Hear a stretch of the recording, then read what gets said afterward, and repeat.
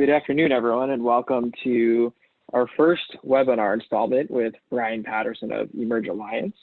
Today, we are going to be talking about the role of microgrids for power surety during national emergencies. To start, we're going to do a few background rules and how you can ask questions throughout the presentations, and we'll try to answer all your questions at the end. We might not get to all of them, but we'll do our best to respond to individuals after the webinar concludes. So first off, at the bottom of your screen, there's a chat feature. You can directly chat with all the panelists, including Chuck and Brian. And then there's also a Q&A button. You can click on that and ask your questions. And again, at the very end of this webinar, we'll go through the Q&A. We'll try to answer as many questions as we can. At the conclusion of this presentation, we'll make a video recording live to all attendees as well. And one last note for everyone on here, if you're interested in more webinars about microgrids, you can go to events.solar and click on the first tab there that says Think, Engage, Connect. And there's a listing of all future webinars that we'll be hosting over the next couple of months here. And thank you to our sponsors. Without our sponsors, this webinar and future webinars wouldn't be possible. So we're really grateful that all these companies helped step up and we're able to have Brian and Chuck for this webinar. So without further ado, I'll introduce Brian Patterson. Brian is the founder and chairman of the board at Emerge Alliance. Emerge Alliance is an industry partner with SPI, ESI, and North America Smart Energy Week, which is taking place this September. Brian? Well, hello, everybody, and thank you for that introduction, Greg. I wanted to start out by, we didn't put a long bio up here, so if you want to know more about Emerge or myself, please check into the website and you can see what it is that we're all about. But the focus today is really about national emergencies and how the power grid and microgrids interact in that respect. So we put a lot of this together based on questions that a lot of you had submitted at the time that you registered. So we're going to try to answer as many of those as we can. I apologize ahead of time that if we don't hit your question, we'll eventually get to it. And if not in this webinar, there's 8 more webinars in the series that will be on related subjects that hopefully we'll get to you. But I wanted to start out with a question for everybody. And that is, while we're thinking about the questions that you asked, I'd like you to think about what's going on with this whole coronavirus outbreak and how obviously terrible it is and how empathetic I think we all are for those who've lost their lives and so on. But it's another yet painful reminder of sort of the canary in the coal mine.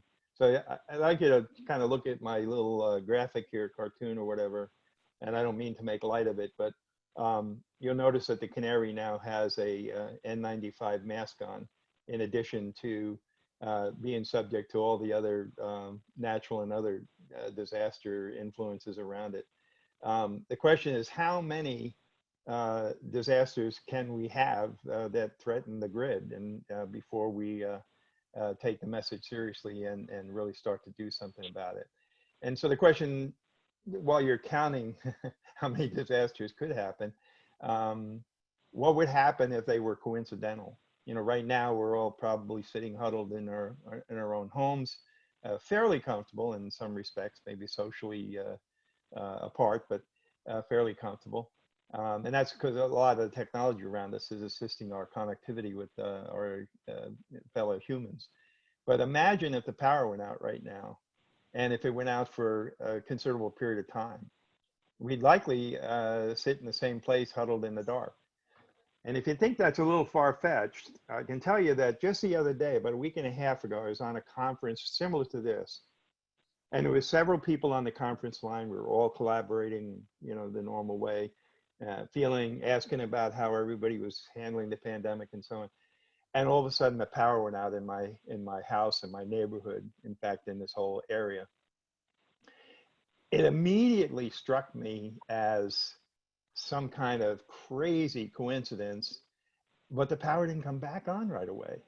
And I started really thinking about that. And it really the genesis for a lot of what we're going to be talking about today. And I picked up the phone and I called a friend of mine that has been a long-term expert on resiliency, Chuck Manto, who's on the line here with us. And by the way, we're all working, at home, just like you see on TV and all that. We're kind of sheltered in place or what have you. And Chuck, when I met him a couple of years ago, he was involved in, and still is, in something called InfraGard. And so I got to know him because InfraGard, as you can probably imagine, is about infrastructure and how it needs to be guarded against threats and disasters and so on. Chuck's also the CEO of a company called Instant Access Networks, and Instant Access Networks is a consulting firm that does R&D and really works on EMP protected microgrids. A lot of it focused on telecommunication networks and data centers, but generally across the board in the form of that particular threat. He has recently, I'm proud to say, joined Emerge Alliance as a governing board advisor. And most notably, he's the author of 7 books about infrastructure and resiliency, one of which I'm going to talk about in a little while, which is about the resilience of power and other things for hospitals. And it was interesting because Chuck wrote the book, Chuck, and you might want to comment when I finish here, but you wrote the book 3 years ago, at least, I think. But in the context of that book, in the middle of it, you absolutely described almost in impeccable detail the kind of current situation that we're in. So for all those people that thought, oh, that'll never happen, it happened, and Chuck was very prophetic in having written it into his book at the time. So welcome, Chuck, and thanks for joining us today. Are you there, Chuck? I'm glad to be here. Thanks. I am. Can you hear me okay? Yeah, we got you. Yeah. Great. Okay. Absolutely. I'm glad to be here. So tell us, Chuck, I met you and, the InfraGard organization. It's some kind of a collaboration between private and public organizations. What is InfraGard, and what are you trying to do there, or what is InfraGard trying to do? Well, as you mentioned, InfraGard is one of these 501c3 organizations, in this case, instituted and sponsored by the FBI. And what they do is they give background checks to anyone who's in critical infrastructure, and everyone on the call is basically one of those kinds of folks. And with a simple background check, you can be admitted into the group, and you then get law enforcement level, information about security as it impacts your industry. And you have the opportunity then to meet with people in your local community, maybe every couple of months or so, on topics that you choose. And every one of those meetings has someone from the FBI present, because they maintain very active involvement with that group. There are about 75, 80 some chapters around the country, and there's probably 50 to 70,000 members at any point in time. And then I helped create a national program for them in 2011 that looked at any infrastructure threat that could impact the country as a whole for 30 days or longer. Yeah, that's quite amazing, because when I was looking at some of the membership, particularly on the government side, I was surprised to see the CIA is in there, Homeland Security, Department of Homeland Security. Even the National Guard units out of states and federal level, the military, DOD, DOE is in there. So it's just a real interesting kind of amalgam of all of the government side. But then there's a very long list of commercial and private establishments as well. So it's a pretty robust group, it looks like. Yes, and membership is simple because only individuals actually join it. So you might be an individual employee or staff of any one of those groups, but the organization doesn't join, you as an individual joins. Although all of those groups participate off and on in various programs that they have around the country, and certainly in the national level programs we did in what was originally called the Electro-Magnetic Pulse Special Interest Group, and now it's called the National Disaster Resilience Council.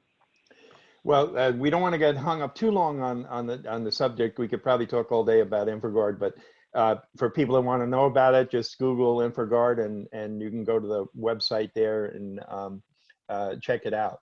But as a part of that, Chuck, what I found out is that you in particular, having led some parts of that organization, had really kind of wrung out this exploration of what are the vulnerabilities of our national, local, regional, state infrastructures.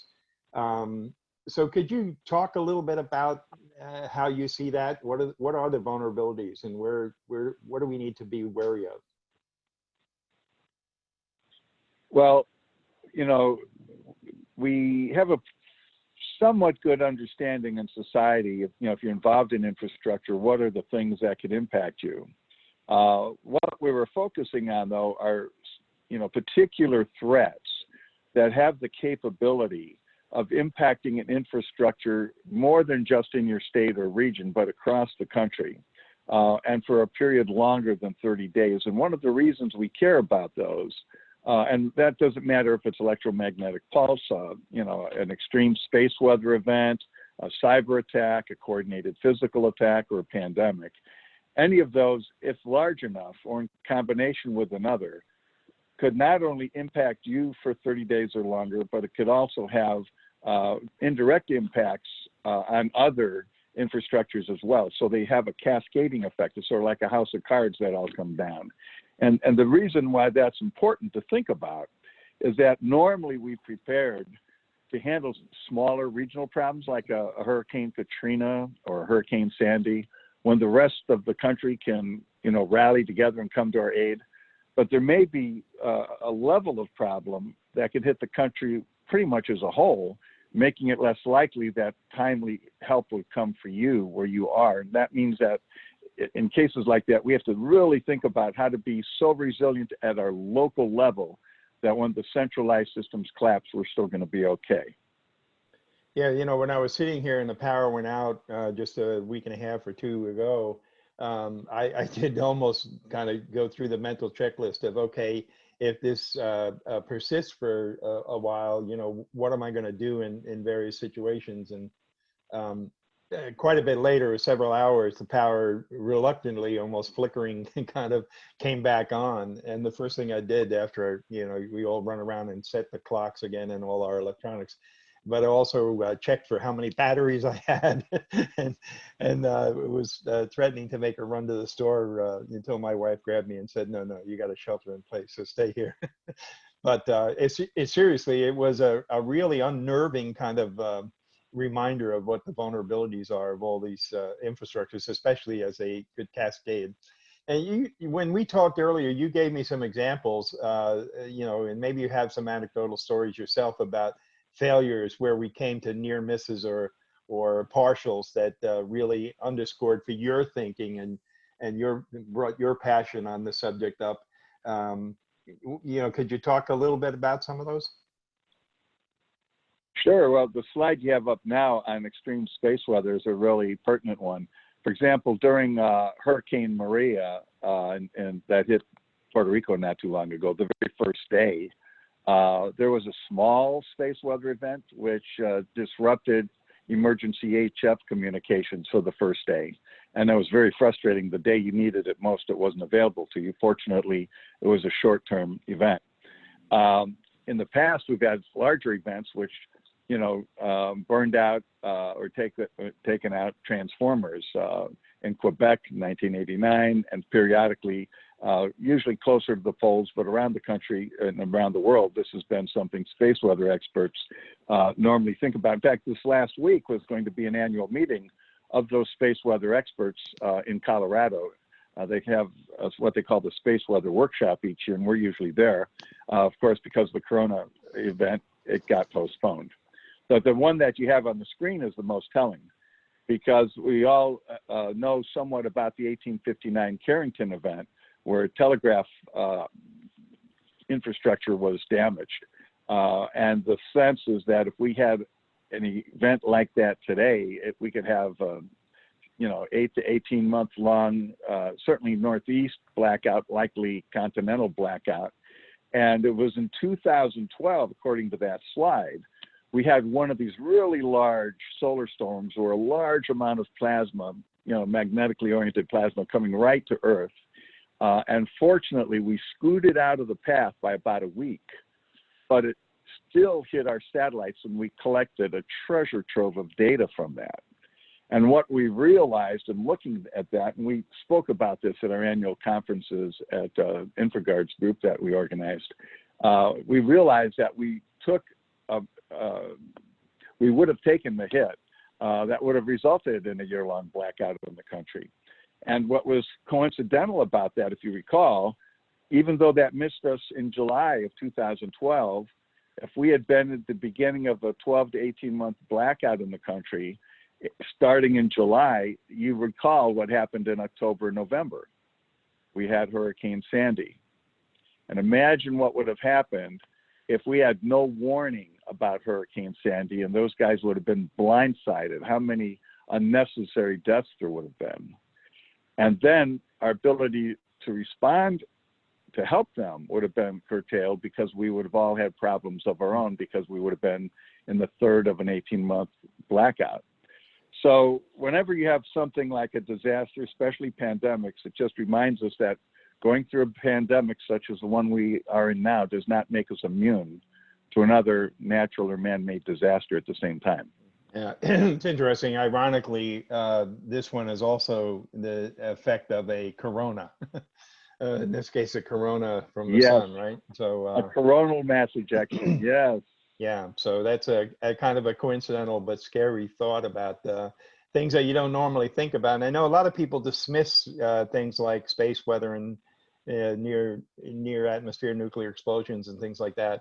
But there have been some real examples and near misses, and it's just according to the scientists and statisticians, it's just a matter of time. And then the question is, whether they're coincidental with other things, as you suggest. The 30 days is an interesting thing because one would think that, we're pretty prepared. I mean, people have been worried about resilience for a long time. There's been doctrines out there that talk about emergency plans and emergency readiness, and people do drills and all that kind of stuff. So what was wrong with the way we used to think in the old doctrines that existed for years and years on this subject? Well, I think we're getting better at it over time. The more we practice and ask ourselves hard questions, the better we're getting.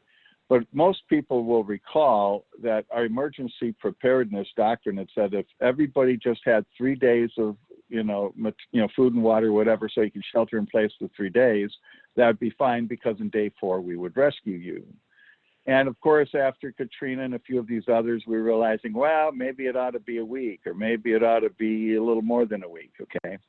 And but the problem with that thinking, especially when you're down to say, I just need 3 days of food and water because the government will rescue me, I really don't need to be prepared at all. It actually undermines preparedness. Because if I just had, say, some water for a few days, I could go without eating for a few days, and maybe unless I'm a diabetic or something like that. And that means I really shouldn't put any time or money into preparedness because it just puts me or my organization at a competitive disadvantage to being prepared when I could just be more efficient and in my everyday life. So certain kinds of, yes, go ahead. I was going to say, so how has that thinking changed? Is there a new preparedness doctrine, and what is it saying about all this? Well, we've been encouraging people to shift, and since everybody was tied into that number 3 number and having 3 days of stuff ready, I've been encouraging people to think of having 3 days of supplies as something you could take with you along with your to-go kit, but have 3 months of preparation at your home or your business as the minimum. Now, people should really be thinking probably of a year or 2, but they haven't begun that process normally, and it may just seem overwhelming. But if people start the process of saying, okay, I know for sure I have enough in my home or business to operate for 3 months, they're going to be on their way to thinking So how do I go to 5 months, to 8 months, to 12 months, to 20 months, and so on? And if you could think about it well, then you can realize there are relatively inexpensive ways to do it. And it's not impossible at all. In fact, it becomes inexcusable to not do it. Okay, but so you have to shift people's thinking. Yeah, so you kind of changed the time frame of thinking process, that domain. But it sounds like a lot of what you're talking about, though, are still relatively short-term fixes, right? When things get damaged or what have you, isn't there ways to do something else? And I put this list, which I pulled from some of your work on InfraGard. And there's a lot that people are already doing in these, what I think are relatively short-term fixes, because really they're recognizing that the disaster occurs and that damage is going to be done, as opposed to saying, is there a way to prevent the damage? Is there a way to prevent the disaster from having the kind of impact that it has in the first place? Well, and that's true. And the benefit of looking at the really large ones or worst case scenarios, for example, if you have a military organization, you don't want to prepare your military to just win little skirmishes and say, well, if anybody declares a big war on us, we'll just surrender right up front. That's unacceptable, right? Right. And so we need to have our homeland security capable of worst case disasters as well, and not say, well, if it's really bad, we'll just give up and go home. The problem is our infrastructure is designed, because we have maximized efficiency by minimizing resiliency. We've designed our infrastructure in such a way that we all will shut down our doors and go home the day we are needed most, which is really unacceptable. And when you think about how do you manage in these worst case scenarios, and you think about it for any length of time, and you work with other people who will help you work out those issues with you, you'll find out the only way to really do a good job is if you redevelop your infrastructure in such a way that everything you need to carry on is producible locally. So you do a certain amount of your own local food, you do your own local water, you do local communications, and you also do local energy. And in energy, especially thinking of ways to do local energy that you produce and store, so that if you never get an electron from someplace far away, if you never get a drop of oil or a whiff of gas from someplace far away, your core capabilities are going to be able to function indefinitely. That's what you really want to do. And then you have to figure out, how do you pull that off technically? And then how do you pay for it? Or better yet, how do you get somebody else to pay for it? Yeah, so it's almost like the basics here, that power is almost at that foundation of capability, that if you don't protect it and lose it somehow, that everything else kind of is downstream and gets impacted. So, and that's what intrigued me about the work that you guys were doing, or you folks are doing, is that more and more focus was being excuse me, put on electric power, excuse me, and the grid and its vulnerabilities to try to prevent these kind of cascading losses, both within the power system and then as a result of the power system itself being lost. And I pulled out this kind of goal set that it seemed was the result of a lot of that work. And it really does kind of, at its core, focus on power. And power systems, and just having backup power for yourself doesn't prevent the rest of the community or the rest of the neighborhood or the rest of the state or what have you from having a problem. And we saw that even with the pandemic, where some states had very little impact, but that didn't prevent the entirety of the airline system to be impacted, and all the other things that cascaded from the health of the pandemic. So it really is enlightening and sobering to see that the power is that almost fundamental critical infrastructure that we really have to do a better job at. So that brings me to the subject of microgrids, because a lot of what people are talking about, and we've been working on the smart grid and getting better switching capability and metering and things like that into the grid, so we know what's going on in the grid. But there's fundamentally a vulnerability to the grid today that needs to be mitigated, and often that brings up the discussion of microgrids. Could you talk us through a little bit about fundamentally why microgrids are so important? Yes, and in your slide, you mentioned, for example, you know, problems that could be large and relatively permanent. You know, all you have to do is, if you're in the power industry or any other for that matter, you can do an analysis of saying, what's my mean time to repair or the mean time to replace anything I happen to have. So if it all goes away in an instant or part of it does, how fast would you be able to get, you know, the replacement parts to get back on your feet? And as you know, in the power industry, sometimes it might take a year or so to get back on your feet. That's why you need to think through these local systems that you can have in advance so that you can withstand it.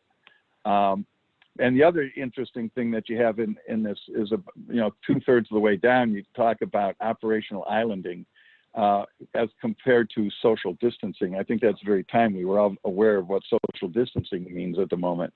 But the military, who does a lot of this planning, realizes that they have to make certain that their essential functions, like somebody in a missile silo, for example, can continue to operate in island mode, even though all the other surrounding systems have collapsed. And this is very similar to thinking of people who do space systems or aircraft and sometimes sea systems, where you basically have to operate autonomously, you know, at least autonomously from everyone else. And that's a goal you want to be able to have for your microgrid. And microgrids are important because they're inherently capable of doing that if you design them well.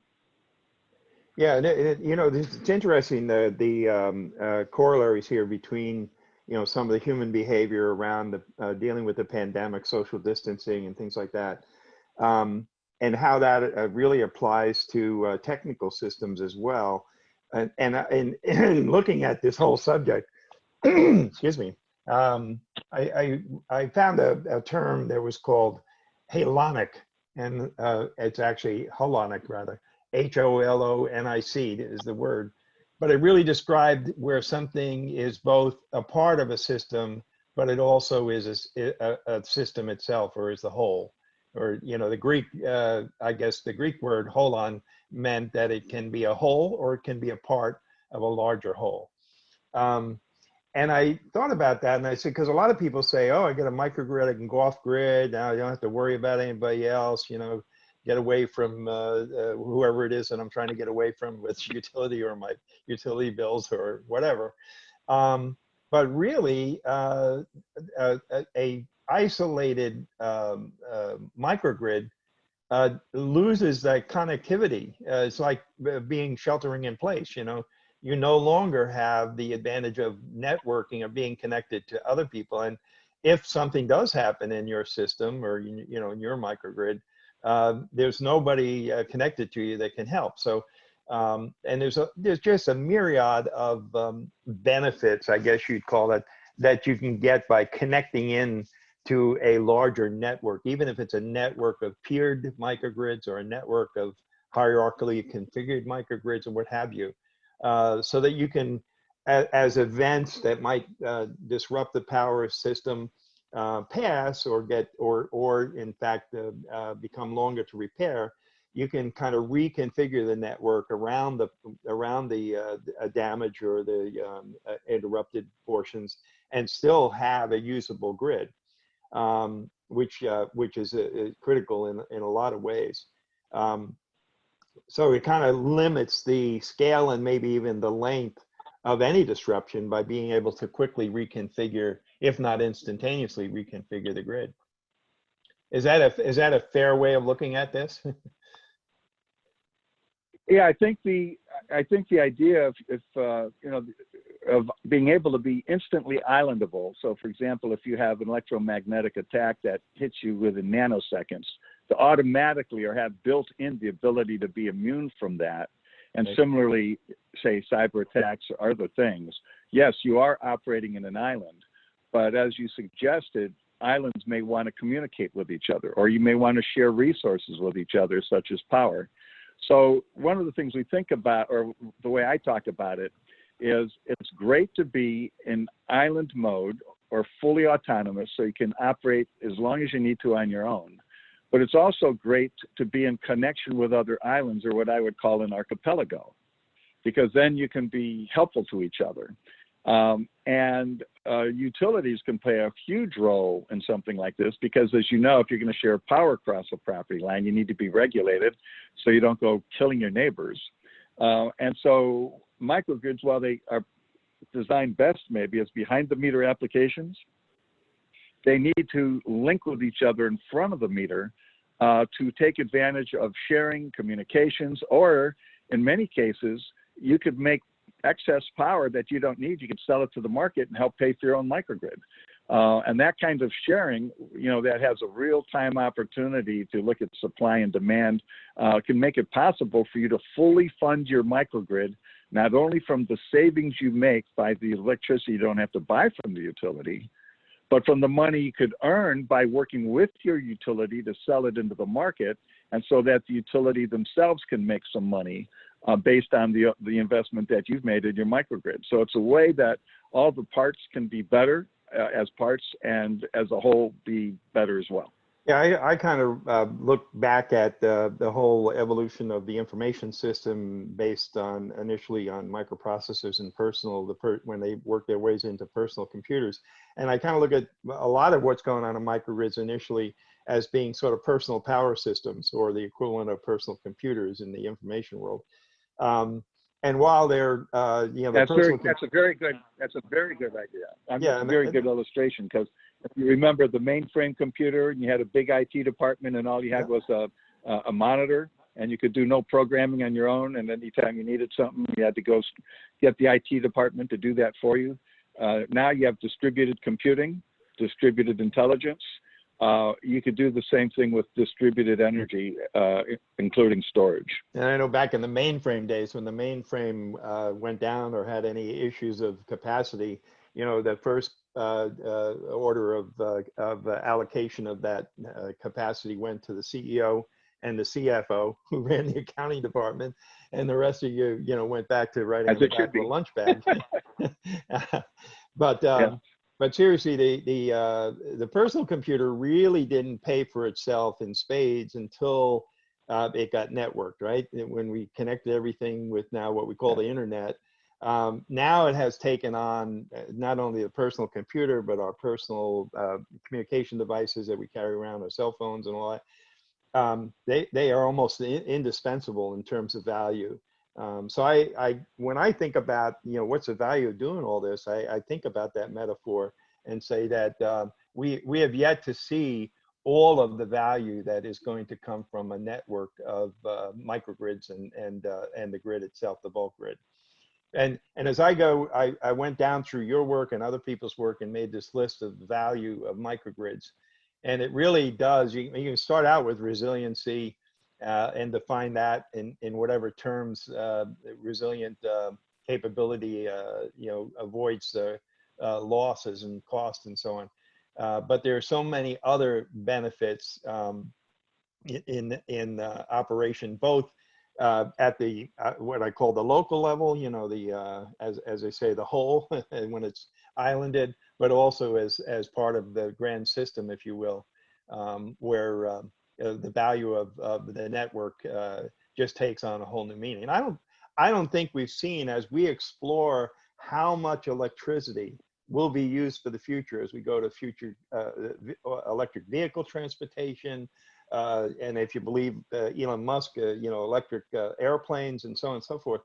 I think we're at the beginning of a long evolution of the increased use in electricity, because it is such a workable commodity to move around in terms of electrons. So it kind of is a common denominator that really bears being careful with.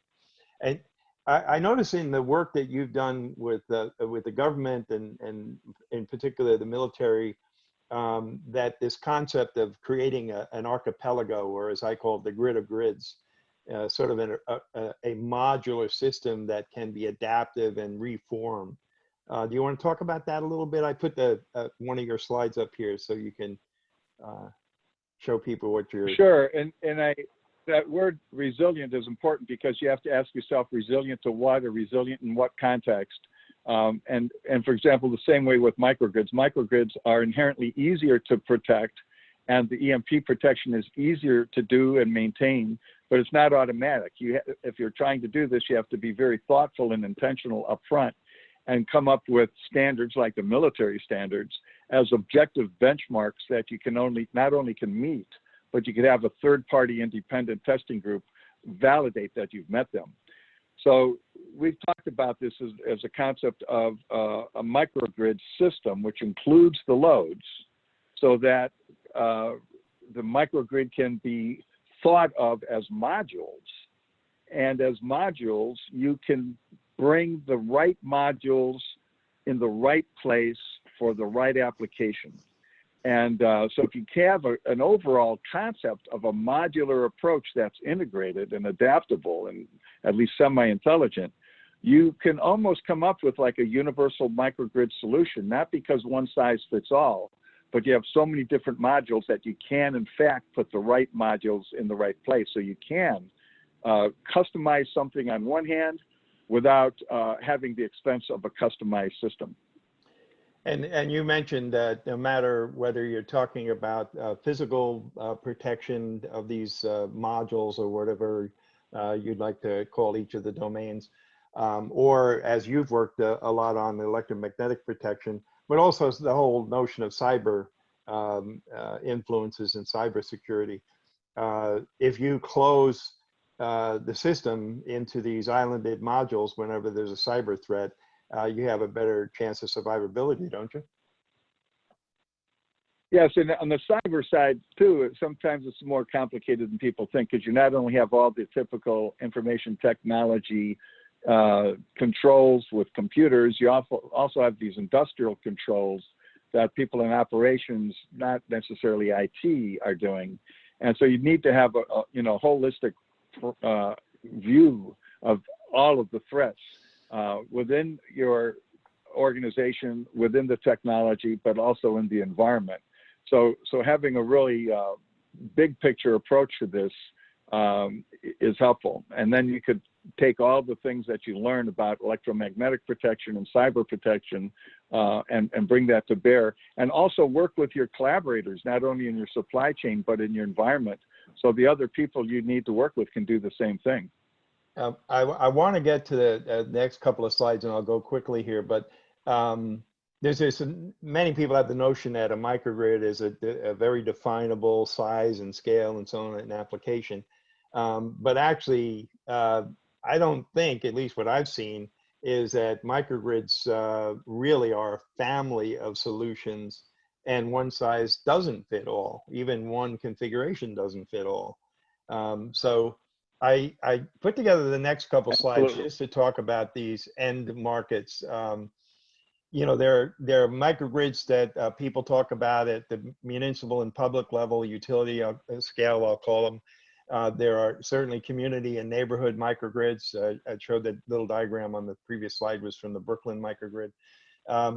And also microgrids that go right down to the building level, whether it's a home or an office building or a factory or what have you, and campuses, whether there's educational or health care campuses and so on and so forth. So there's lots of different end applications. And as a result, there's lots of different configurations and scale. If you look even at the utility level, I don't think there's any two microgrids that would be the same, although their fundamental topology and construct are similar. Same thing with community town microgrids and things like that that are backing up emergency services and other town functions. And then, of course, residential, but again, it's not a single residential. It's not just single family homes. It's multiple family homes and attached housing and apartment buildings and all of which have different requirements and different uses. So the configurations obviously need to be different. And then, of course, you get into the industrial realm, of use cases, everything from remote cell towers to retail stores and food processing plants and military bases and data centers. And I mean, you just name it, they're all out there, both technical microgrids and building microgrids and so on and so forth, healthcare, hospitality, even convention centers. You know, we've had live microgrids that we do at the at SPI and North America Smart Energy Week, right at the convention center. So we're actually using a microgrid to power part of the convention. So all of these cases are important, but there's one that, like I said early on, that it really struck me about one of the books that you wrote, which is called Resilient Hospitals Handbook.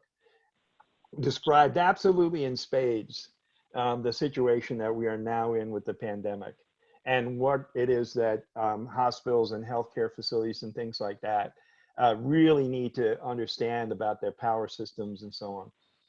But I don't want to just say that, oh, we can solve the problem for hospitals and we're good. That only refers to this coincidental or potential of coincidence of affecting healthcare. But everything could be affected. You know, we come out of the pandemic and get hit by a tornado or you know, God forbid, a nuclear threat or what have you, and we'll be in a different set of circumstances. But this book that you wrote, and it's an easy read, by the way, for those who want to grab it.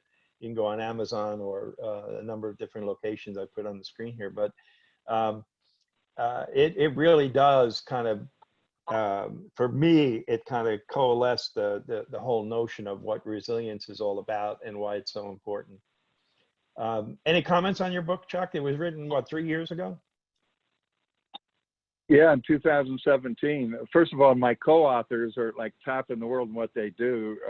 One used to work for Northcom, looking at what happens if the government had to take over all healthcare under martial law. And Dr. Motzer had been a CEO of a hospital for 50 years and advised HHS and also the National Security Council. Top guys, far more expertise in the medical community than I would ever hope to have. And it was an honor to work with these guys in this production. But yeah, I think what you'll see when you look at all the hazards and all the infrastructure, and then you look at all the resources we have at our disposal, every manner of generating and storing power, there's a role for everyone here. And it's just, in fact, even when you're putting complex things together and you need to work with, you know, geothermal, wind, solar, hydro, there's still a role for, you know, gas and, you know, a propane backup source and so on. All of those things have a role as long as you think of this as being local, so that at any one particular site, you use anything at your disposal to be able to be capable of working indefinitely without the help of anyone else. But then you then, as you mentioned, it can expand it. And in that booklet, we show you the multiple threats that could impact the hospital. And the reason why hospitals are great to think about, most of the people we talk to in life, our friends, people in our community, we don't have a lot of background on all this infrastructure stuff. It's all over our head, and we hope really smart and caring people are managing it. But everybody's been in a hospital, just like everybody's seen the National Guard, you love them or hate them. And if those two organizations can go public with the message that we don't want to quit and go home the day you need us most, we are addressing our fragility, and we are taking the responsibility to making, you know, in the case of a hospital, they have to do emergency, critical loads, and life safety loads. If they can do it on their campus or right next door, so they could never shut down their doors, you know, even though the grid goes away for years, that would be the ideal circumstance. Now, in some cases, it's easier to get there than others. In some cases, you can do it where the microgrid pays for itself, or you could actually make money selling it to someone else. And the microgrid that's not in your budget could actually bring you more money than you thought you had. But in other cases, you're going to fall short, and you're going to have to get a little creative to figure out how to make it work. And that's why all of us need to work together to think these things through, so we could do a more capable job of loving our families and our communities the way we would like to, but haven't been challenged to do so yet until a day like today, when we're in the middle of a pandemic. Thank you, Chuck. I'm going to move us along, but I did want to put this up because I think, again, and you know, I'm a big nut on analogies and metaphors. But if you study the hospital handbook, you can almost apply the same thinking process to all of the infrastructure that uses electric power. But one of the questions I often get asked is, what inventions are needed? What's holding us back? Why aren't we doing this? You know? And I said, really, being a long time follower of a lot of different technologies and an inventor myself, I said, really, we don't need anything technically. We've invented everything we need. But there are inventions necessary, but they're all in human systems, not in the technology. And so I don't know if there's a complete list, but I put together this list for people to think about. You know, we need new business models, we need new regulatory structure, et cetera, all the way down this list.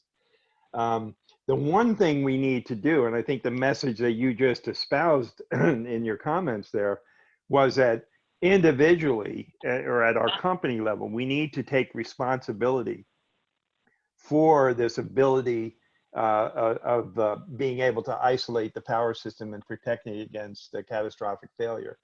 And that's one of the messages we need to get to our local legislators and our regulatory people and so on and so forth, is that if we're going to be as successful as we were in doing sheltering in place and social distancing as we tried to stop the coronavirus, we need to do something similar in the power system. And that means that people are going to have to take responsibility. And in order to take responsibility, they have to have an understanding. And this webinar, frankly, as is the show that'll be in September, is all about trying to make people aware and also getting them educated to the point where they can take responsibility for what it is that we're talking about here. At the end of the day, though, you ask the question, is somebody else going to worry about this, or do I have to do it? Is it is resilient power a product, or is it a service? And so I put a couple of slides together in the hopes that maybe, Chuck, you might want to comment, or if not, just recognize that you can look at this as something that you own. It's sort of like a car, and that you have to take care of it, and the cost of ownership is something that you have to take into account, as well as the capital investment and so on and so forth, to reap the benefits of cost reduction and resiliency. Or you can look at it as a service, and whether it's third party or the current utility or a combination, there's a lot of public-private partnerships that are being formed now, which is really encouraging to see, where this whole notion of resilience around microgrids is a service model, and or a combination at least of hardware and service. So there's lots of options out there, but we do need people to think about all of those innovations and be really entrepreneurial as we bring this all into existence. And it should be as opportunity rich as was the whole boom behind the internet and all the things that now exist in commerce and companies and capability that now exist as a result of the internet. I think a similar kind of thing is going to happen with power. It's so fundamental. It just stands to reason that it's full of opportunity and opportunities for innovation and entrepreneurship. I did want to talk a little bit about costs, and of course, when it comes about or affordability, really not cost, but affordability. And there's a couple of different ways to approach it. You either own it or you have somebody else owns it and sort of charge you as a service, or you have some kind of a partnership. And there's lots of those models for ownership out there. Sometimes it's easier for the more institutional enterprises to finance things in larger scale, but also there's lots of private capital that is generally available, maybe not right this minute unless you're in a PPP loan or something like that. But generally there's a lot of venture capital for entrepreneurs who are really looking at engaging in deployment of microgrids on a retail basis, if you want to look at it that way. I think at the end of the day, though, as I said, the microgrid, you've seen one microgrid, you've only seen one microgrid. Until you network them, you don't have the full value, doesn't get harvested. So for anybody who's worried about the affordability or the return on investment or the return on the total cost of ownership, think about the networking value. There's lots of logic out there that says that value can climb, and it tends to be exponential, if not logarithmic, in its value growth over its cost of deployment. So there's lots of opportunity to discuss that. I wanted to get to the end so that we have a few minutes for people to ask questions. And Greg. There's one I noticed already. Yeah. I'm sorry, go ahead. Go ahead, Chuck. There's one in your last few slides. There's one that had popped up in the chat window about how is this playing out in the different states and what kind of policy changes need to be in place for the ideal technology and finance solutions to actually take hold. And I think it's a very good question because everybody's just sort of getting into understanding how this plays out, and different states have different policy, and the policies and regulations and so on will change still in the days and years ahead. So one of the things to think about is number one, go back to what do we do to all take responsibility, and if I have responsibility for my own life, and I have constitutional protections that allow me to do that. How do I do that effectively? And how do I keep my own constitutional rights from being taken away from me? On the other hand, how do I respect the rights to others and the safety requirements of doing things like, it's one thing for me to have my own solar panels and a battery in my home. That's the next thing is when I'm having to connect to the grid, I need to work with the grid to be able to do that. And so on. So there are policy issues and opportunities. And I think ultimately coming up with solutions where those at the local level can do well, but it helps the network as a whole. I think some combined capabilities like that are probably going to win the day. And I think part of the leverage that the general citizenry has in trying to make some of these things happen, particularly with regard to regulatory change and so on, is to have as near as possible a common voice. And a lot of that comes as a result of being a part of trade organizations and like the Smart Electric Power Alliance, SEPA or SEIA, the solar people, the Solar Energy Industry Association, or eMERGE, it works on standardization of some of this stuff. So there are organizations, and we're all trying to get on the same page relative to this message. Because if we can, then we walk in with a single voice to regulatory folks and others to make all this happen, financial people and so on. Part of the risk of financing. Yeah, there's another question. I was just going to say, part of the risk of financing all this is the uncertainty about, will things be interoperable? Will they all mesh together? So technical standards like the ones that eMERGE does are really important, or the ones that, IEEE that we feed into, and ANSI and so on. They're all important. We're trying to write the early ones sort of as vanguard standards to get the ship off the launching pad. But yeah, it's all important, and those organizations, and that's part of why myself and eMERGE are teamed up, and we're an industry partner with the SEIA and SEPA people to make all this happen. But you were going to say something, Chuck. There was a question about there was a question from someone in the audience asking, what's the decision-making process to engage with hospitals and healthcare facilities? And it depends on the type of healthcare facility, but everything does start local, and it's important for local communities to get together and ask themselves, what kind of community do we want to have? What kind of healthcare do we want to have? What kind of facilities do we want to have? Hospitals happen to be organized and accredited by something called the Joint Commission. And so every hospital then has to, if they want that accreditation, they have to comply with what that organization that they're part of requires. And in those cases, hospitals self-identify what their emergency, critical, and life safety loads are. And then they have to demonstrate that they can meet certain needs. For example, having 3 days of power on hand or more, 3 or 4 days, depending on their circumstances. And they have to be able to show that, but they have to show that in a way that an independent auditor can see that they, in fact, are doing what they claim to do. So a lot of that is going back to where do you start? You can start with your local community, your local hospital, or whatever the entity is that you care about. And, just start with the people you know, or cold call some people and get to know them, or volunteer with them. You could do the same thing by working maybe with your volunteer fire department and working that way, or start going to your county and city meetings. We have a lot of political issues these days, and a lot of difficulty in political arenas that are obvious.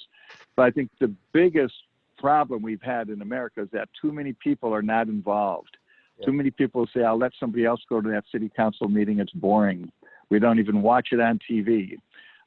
We need to find out how we can connect with our local school board, our local community, and find ways to engage. And I think if we do that, we'll discover those connections. Hey, we have just about 4 minutes left, and I wanted to quickly, and like I said before, we had lots of questions come in, and I apologize that we're just not going to be able to handle them all. But this is a series of webinars, so we're going to have 8 more, and they're really more than a webinar. They're more like a town meeting. We're going to invite experts from the field to come in on a variety of subjects, which you can see listed in which I'll show you in a second. But all this kind of leads up to also the national event, which is in September, September 14th through 17th in Anaheim.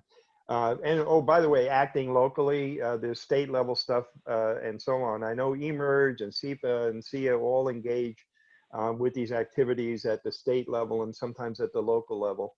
But it is so critical, like you said, to engage right down to the town council, because all the authorities having jurisdiction, and the way that essentially our country operates is on a federalist system, really does, the most important piece is literally the feet on the ground locally. In any case, we will be talking about other things that are going to, at each of these webinars, or as I call them, town meetings. We're going to also highlight some different things that are going to happen in September at the conference. We're going to talk about the educational program and some of the summits that we're having. We're going to talk, for example, in California, we'll be talking about the public service power shutoffs and have a summit on that, focus on that, financing. We're going to have theaters all over the floor of the expo, focus on storage and EV infrastructure and microgrids and training and industry trends and all. So the event is really going to be, I think, the best ever. And we're going to focus on giving you little sneak peeks of what is going to roll out in the September event. If you want to register for that event ahead of time, registration is now open, I've been told, and I put the website up here, so you can go and register for that event in September. The other thing I wanted to talk about is the next 8, if you will, of these meetings. We're going to explore things that are a little bit more technical in some cases, and then others that are focused more on the market and some of the other relationships with the marketplace and opportunity. And you can see the schedule here. It goes all the way out through August. So all we hope by the August 11th that we're starting to come out from our bunkers, and maybe we'll have a way of getting together physically. But until then, we have a wonderful series set up for you. And again, we'll be inviting experts from all these areas on all these subjects. But when you register for these, and you can go on to the SPI, the solar site, and register that website I just gave you, you need to register for each one of these, but you have the opportunity as a result of that to ask questions. And that really helps guide us, because we want this to be more like a town meeting. We want to hear from you. What are your ideas? What are your concerns? What are your questions about how to move this whole thing forward? All the webinars are going to be at 2 o'clock and all on Tuesday. So we're trying to figure out a way that we can send out a notice that you can plug all of this into your calendar to reserve some time. So we know that everybody is getting jammed up on the internet. But again, I'd like to also thank our sponsors. Without them, it does take a few shillings, as they say, to make this all happen. So we thank them. Fimmer, who is, you can read their product line having to do with inverters and so on. And they will be at the show in booth 2904, so you can come out and see their products. Power Engineering is a consulting firm. Again, booth 2908 will be at the show. Mostly a lot, they really specialize a lot in integrating battery storage into your solar system. Lumen, again, taking a lot of storage and other, I guess, data points and things and pulling it all together in a management platform. And they're going to be at booth 688. And Emera Technologies. Emera is a national utility, but they have a division called Emera Technologies, who's introducing a whole new platform or product line, I guess, platform called Block Energy. And it is a multi-tiered microgrid platform that's essentially plug and play. And so they are also sponsoring this year our microgrid theater at SPI. So you definitely want to check in with them when you get a chance, and they'll be at the show. So Greg, that's it for us. If you have any last words, otherwise I'll thank everybody for attending today. You will get a copy or a link at least to the slides and everything from today's presentation. And sorry I went a couple minutes over, but thank you very much for joining us today, everybody. And please.